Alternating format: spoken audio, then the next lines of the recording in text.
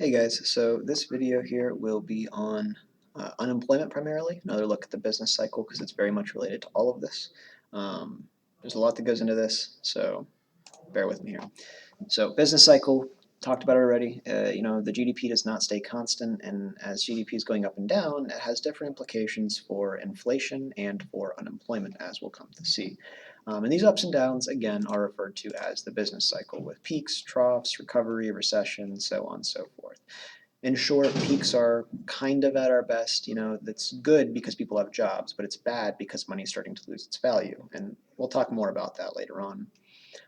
Troughs, on the other hand, are going to be when we are at our lowest. Our GDP is not as high, our unemployment is getting high, and our inflation, however, and this is the silver lining to it, is starting to do pretty well. And then recession is the process of going down, and recovery is the process of going up. And again, generally speaking, this is all upwards trending. So again, already talked about all this, so we can skip past it. There we go. So unemployment. This supposed to be last. We'll not worry about that. Unemployment. So it's going to start factoring in a bunch of different things. There's a whole bunch of different terms to end up knowing with this. So population. One of the things that we start factoring into all of this is population. So it'd be however many people you have living in a country. For the United States right now, I'm not exactly sure what it is, but we'll go with somewhere in the neighborhood of 300 million. So we'll say we have 300 million people in our country. The labor force then is going to start making this even smaller. So this is going to be the number of people in the country that are either employed or unemployed. And there's going to be a bunch of people that aren't included in that for various reasons. As we'll come to see, whether it just be because of the different types of people without jobs, or because people who, they just can't work, right? Like children, for example, um, they're not going to be included, right? They literally can't get jobs, and also the elderly / retired are not included because they're either too old to work or they're in a good enough place to not have to work. It just depends. So labor force participation rate then is going to be a percentage of the working age population that is in the labor force, which in our case then is going to be 66%. If I'm remembering correctly, our labor force about a year ago was somewhere around 140 million. So if we start subtracting those children, or maybe it was 114, somewhere in that neighborhood. So if we start subtracting our children and our very elderly, then it probably comes out to somewhere around that then, or somewhere around 210 million in that neighborhood as far as the total number of people that can work, and then giving us our 140 as our working age population. So breaking down our labor force, then we have two different types of people: employed, people that are at least 16 years of age, and they have a job, an official job. All right. Doesn't matter if it's part-time, full-time, as long as you work at least 1 hour every 2 weeks. Okay. So it's a pretty loose description, right? You don't have to have a good job even, right? And this will be one of our problems that we'll see with using unemployment to look at how good a country is because, if you have a degree in engineering and you're working as a cashier at your local Kroger, you're considered employed, and there's no other classification for that. I mean, there is a classification that we use, but as far as our country and our country's health, it's not counted for anything bad necessarily. It's just that you are employed. And then unemployed. So this is where we start getting kind of tricky. Usually, when people use the word unemployed, what they mean is someone who doesn't have a job. But that's not the case. It's people who are 16 years and older that don't have a job and actively search for one in the last 2 weeks or 2 months. Usually I say 2 months instead of 2 weeks. So, yeah. Unemployment rate then, this is further narrowing it down, is going to be the number of unemployed. And again, it's going to be people without a job that want a job and are looking for a job, divided by the total number of people in the labor force. So right now, we have a super high unemployment rate in the country. It's kind of a temporary thing. And again, it's something I was talking about a whole bunch last year. This time last year, our unemployment rate was about 3.5%, right? Which is very, very low.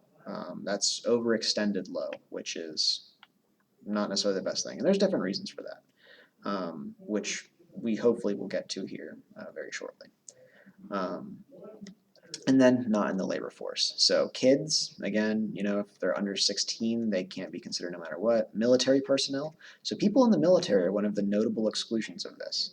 Um, and one of the reasons why our labor force is only maybe 140 million out of about 300 million people. Um, so military personnel, even though they have a job and they're working, they're not included because it can lead to countries doing scary things to make their unemployment not seem so bad. Retired people aren't included. Even if a retired person has a job, they're not included. If your grandpa is retired, but he, wants something to do, so he gets a part-time job at the gas station, not included. Stay-at-home moms and dads, they're not included. And that's another one of the problems with the GDP. Um, the amount of value that they produce as far as childcare and meal service, stuff like that throughout a year, it's a pretty big number. But despite that, it's not counted. Full-time students, so you guys right now, if you don't have a job and you are coming to school here, chances are you're a full-time student. So you will be included as not part of the labor force, even if you are at least 16. So your 40-year-old uncle who sleeps on the couch all day, he's also not included. That's one of the tricky ones, right? Because he's at least 40 and he doesn't really have anything else going on. But what has he not done recently? Looked for a job, that's right.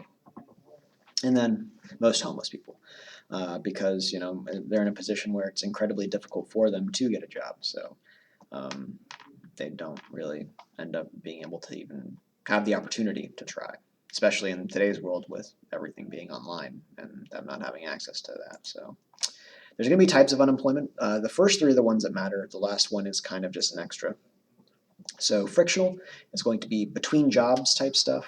Like there you are, you're a lawyer making several $100,000 a year. You don't like your law firm anymore. You leave it and you go and find work somewhere else. This is pretty much the best kind of unemployment there is. It's voluntary, right? It's good for people and for society.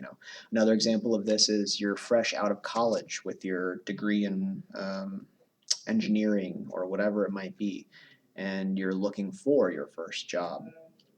It's good for people and it's good for society, because once we start narrowing down some of these people who don't have jobs, we'll definitely see why. Then structural is the other kind that's good. It's not great, but it's good. So it's associated with a changing economy. Changing in that stuff's no longer required. So it's a certain type of job that's no longer existing because another type of job is taking its place. The example that I always use is coal miners. The use of coal has very much declined over many, many years. And because of that, don't need as many coal miners, and that's just the reality of it. Cashiers becoming less and less of a thing at grocery stores, right? Because they're becoming replaced by machines. But on the other hand, with all of this, there's all kinds of stuff that's being used instead of that, right? So whereas it used to be those cashiers that had jobs, now instead of that, this is where it's the creative destruction bit, right? Is that instead of having cashiers, we now have maintenance men for the machines. We have people that are creating the machines to begin with. We have people that are working in factories to create those machines, and all kinds of stuff like that. So there are jobs that are being lost, but there's new jobs that are being made instead.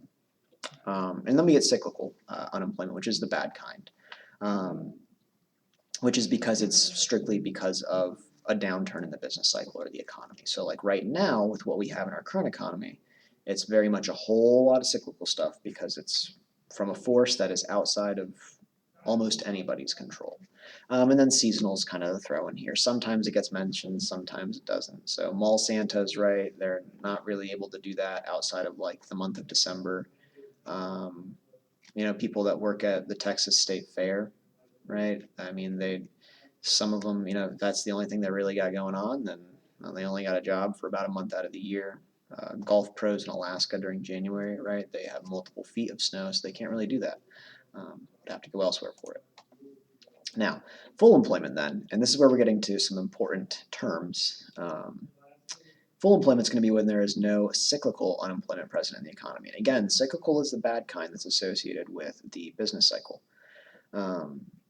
So it's associated with the natural rate of unemployment. The natural rate of unemployment then, all right, again, super important term, I'm going to go back here. The natural rate of unemployment is going to be frictional plus structural unemployment. And for the most part, historically, as of right now, our natural rate of unemployment is about 5%. It was starting to be assumed that our natural rate of unemployment had gone down since our unemployment was so low. Again, this time last year was about 3.5%.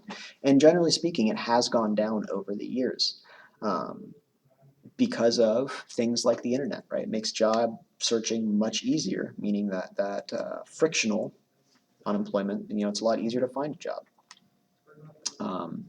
Other countries have different natural rates of unemployment, and a lot of places in Europe, especially around the Scandinavian region, it is very high compared to what we have. Some places it's as high as like 17%.